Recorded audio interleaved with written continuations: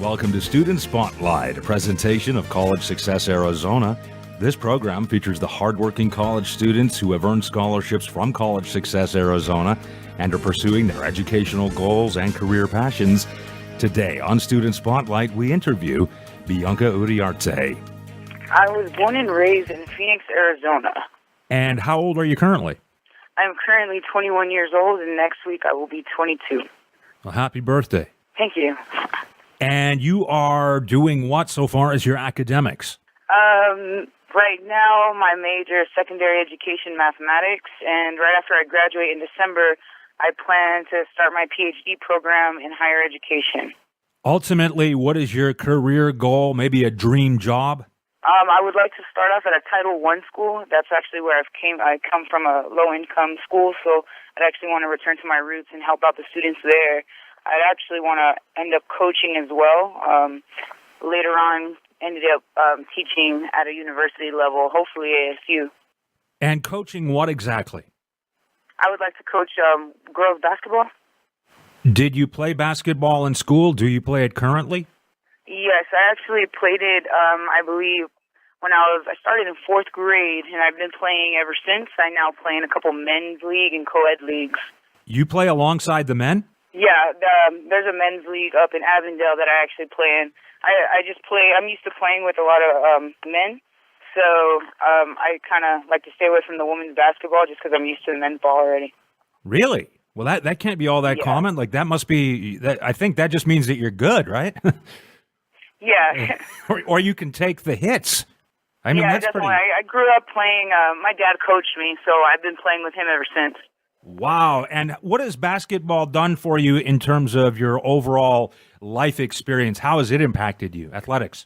It impacted me pretty big just because, as a child I was really overweight, and my dad got me into the sport, and I just wanted to play with him. I looked up to my dad. I still do to this day. So he's coached me throughout the times, and Saturday mornings we'd go running, and it's actually not just sports. It made me have to work hard for something to actually accomplish and get good at, because I was never really athletic. I was a natural talent, and I feel like, not being naturally athletic actually helped me out in achieving my goals and getting a lot better and working extra hard just to be good and be at where I am now. So I'm going to take a wild guess that maybe Cheryl Miller is a role model. Yeah. There we go. Outstanding. Good stuff. And you mentioned Title I schools. For people listening, what is a Title I school? So those are more of the low-income schools. I came from a Phoenix Union. I came from Alhambra High School. So, they have limited resources. They don't have as much of the benefits as, if you go up to the Scottsdale schools and things like that. So, and most of the students, right now we're learning about culturally responsive, and I've learned that 9% of students coming out of low-income backgrounds, 9% of students will earn any type of degree. And, I actually want to help that percentage because that was eye-opening to me. I want to make more of the exceptions like I am. That's what they consider me. So I'd like to help students just like who's in the same situation as me. And just so I understand this, you said 9%, 1 in 10, only 1 in 10 students statistically coming out of Title I schools, low-income schools like you came out of, will actually graduate from college with some kind of degree. Is that right? Correct.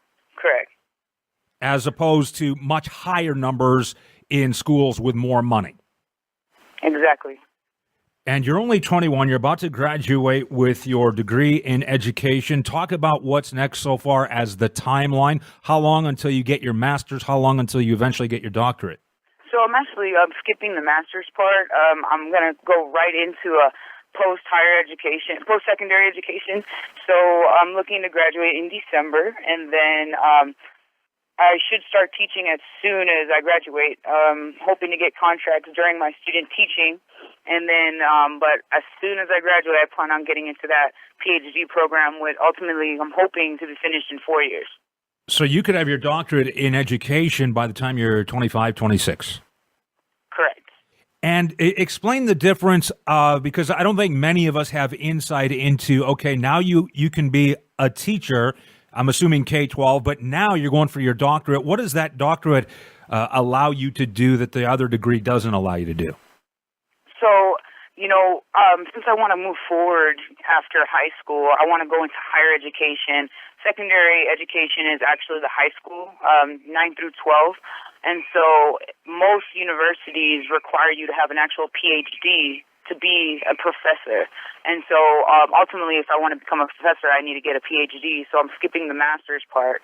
And then, pretty much if I were to get a master's, I can teach at community colleges, but most universities require a PhD. So ultimately, you want to be a professor at one of the colleges or universities in Arizona? Is that the long-term goal? Correct. And That'd be specifically, the dream right there.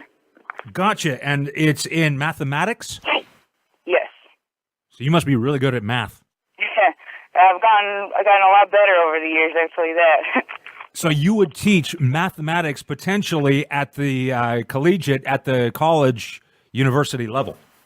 Correct. And it seems like you have a real dedication to want to teach at the highest possible level. Where does that come from? How long have you had that goal? I didn't actually have that goal until maybe my freshman, sophomore year. I just feel I'm always trying to move forward, and I wasn't really interested in administration within high school. And I thought the next best thing would be teaching, either future teachers, also teaching mathematics at the college level, just to help students out who, had those struggles. And math in general, we have a very high need for math teachers. And so I know that's always going to be available for me, and I know that's probably where students struggle the most and fall behind, and I would like to help them out with that. And talk about College Success Arizona. You earned a scholarship from the organization, which pays about $6,000 per year for educational expenses. How did you first learn about College Success Arizona, and how did that financial aspect of the scholarship help you out? Definitely. So in high school, I was in an actual group called Diversity Leadership Alliance within Alhambra, and they kind of introduced that scholarship. So towards the end of my senior year, they started going over a couple things that we can qualify for, given that we were in this association. And so they kind of get my foot in the door in applying.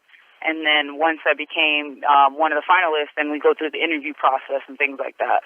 And the scholarship, in addition to the financial aspect, also provides a mentor, an academic advisor. We call them success advisors. In your case, it's Matt Sotelo. Can you talk about how Matt has worked with you and provided guidance throughout college? Oh, definitely. Throughout my, college experience, I've been dealt a pretty rough hand of cards just with life experience. I've had some family issues. I had to take in my brother and things like that. He's really understood. He was there throughout the whole way. Whenever I was having difficulty either handling my studies or just even if I needed somebody to talk to, he was always there and made sure that I was okay and good to go for the next semester. So he always made me feel like I could still, I could still push through even though I was going through whatever I was going through. It sounds like college has been a really good experience for you over the last 4 years. Can you talk about how it has maybe helped to mature you since you graduated from Alhambra High School? Definitely. Early on in high school, I didn't expect myself to go to college. I wasn't really interested. I'm the oldest sibling. I'm the oldest of, I believe, 4 siblings. And so I kind of was the guidance for my family. They all looked to me about everything, and my dad made it clear that college was, we didn't really have a choice. You're going to college. He knew that that was the best option for us. So my dad pretty much motivated me toward the right path, and actually getting started in college, it was very difficult not having anybody go to college in my family, so very new grounds for me. But now, where I'm at now, I have so much information that I'm just passing down to my siblings. Both of my 2 younger sisters are now enrolled at ASU, and they both don't have to pay for school as well, which we were all lucky that my dad didn't have to borrow any money and things like that. So we all worked hard enough to get all the scholarships we needed, so we didn't have to pay for anything. And we ended up getting some back, which is also great. My 2 younger brothers are on the right path, too. They're getting into high school now. And one's an 8th grader who's already got accepted into the Barrett College at ASU. So they're all on the right path, and I feel like it's really helped me I've grown just drastically in having to manage work, having to manage my life, and actually focus on my priorities. And now my family, I'm no longer the first person in college anymore.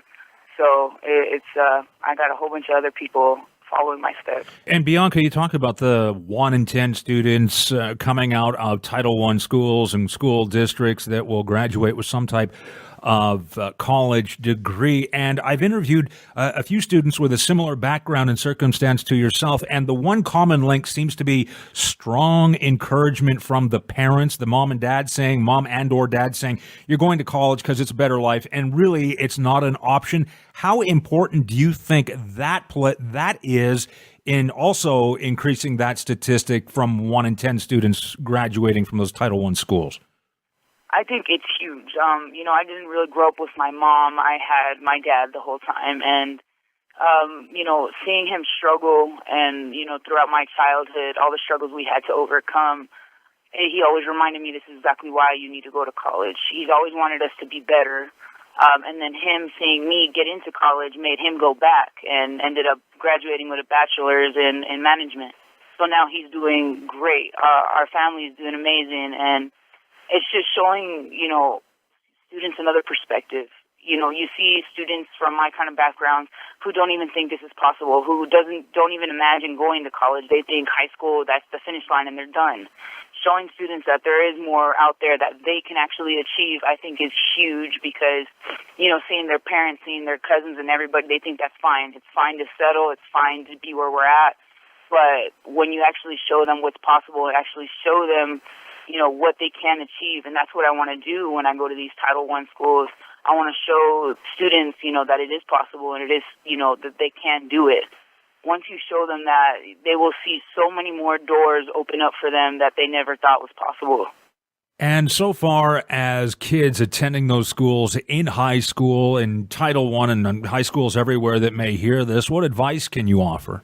I think the biggest advice is not giving up. I know it sounds cliche, but there's been several tears, several frustrations down this college road, and college is probably the hardest thing I've ever had to do. And I was speaking to my boyfriend about it, that there's two paths right out of high school. You can go get a job and make fast money, or there's obviously a harder road to take. And I got in an argument, but now that he's in college, he totally understands.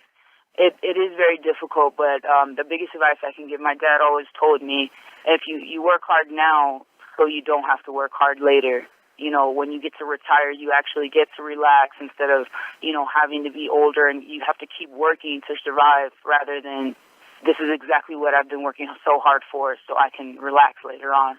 And now that you look back at your 4-year undergraduate experience, is there a part of it where you say that was the best part of it? That is what helped me the most?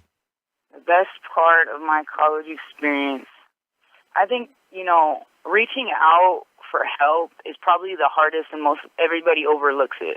At our symposiums for College Success Arizona, they always talk about, reaching out to tutoring, reaching out to those free resources that you have. And many people, think they can do it on their own. And, some people can, but reaching out for help, doesn't make you any less of a human being. You're just reaching out for your resources. And I think, the late nights in the libraries and reaching out for help, I think the best part was actually, seeing that you could do it, seeing that final grade that, you passed, seeing that you're so close to the finish line and all that hard work, you start seeing it add up and you start seeing that it was definitely worth it. All those tears, they were, there's so many things to just overlook because where you're at now, you're just so happy with where you are now. And back to basketball, I'm just curious. You must get injured doing that, huh? Because that can get pretty physical. Yeah, definitely, especially with the men out there. It gets pretty. At first it's funny because being the girl, they kind of want to go easy on you. And my dad always, just growing up, my dad would tell him if she's gonna play with the big boys, just play with her just like a boy. So if they want to take it easy on them, fine, we'll win. And eventually they start to see that they're gonna lose. So that's when they start realizing, no, I'm not going to take it easy on you. So now, they treat me just like one of the guys. Well, and that's what I was sort of thinking as we talked here, that they might take it easy on you for a few games, but eventually you're going to be an equal, and they're going to knock you around like you're another guy. Exactly. Thank you, Bianca, for the interview and for working so hard to make a difference in our community.